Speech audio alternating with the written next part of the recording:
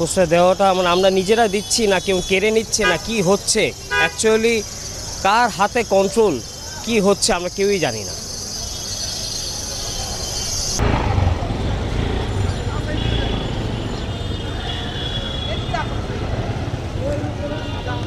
যাচ্ছি যেই কারণে আন্দোলনটা হয়েছিল সেই আন্দোলনে আমরা এখন আর নাই।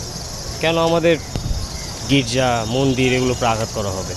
কেন রাহুলদার বাসার উপরে? কেন আর তাছাড়া ধানমন্ডি 32 নম্বর বাসার উপরেও আঘাত করা হয়েছে? এটা তো আমাদের মূল শিক্ষার্থীদের আন্দোলন ছিল না।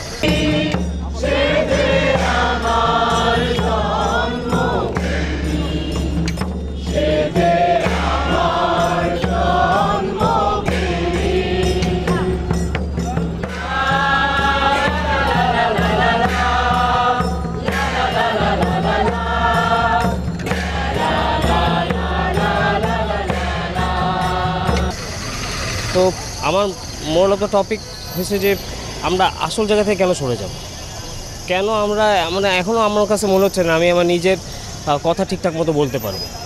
মনে হচ্ছে যে কারা যেন এসে আমার ঘাড়ের উপরে চেপে জোর করে বসতে চাচ্ছে। আমার কেন যেন মনে হচ্ছে যে এই জিনিসটা প্রশ্রয় আমরা কেন দিচ্ছি।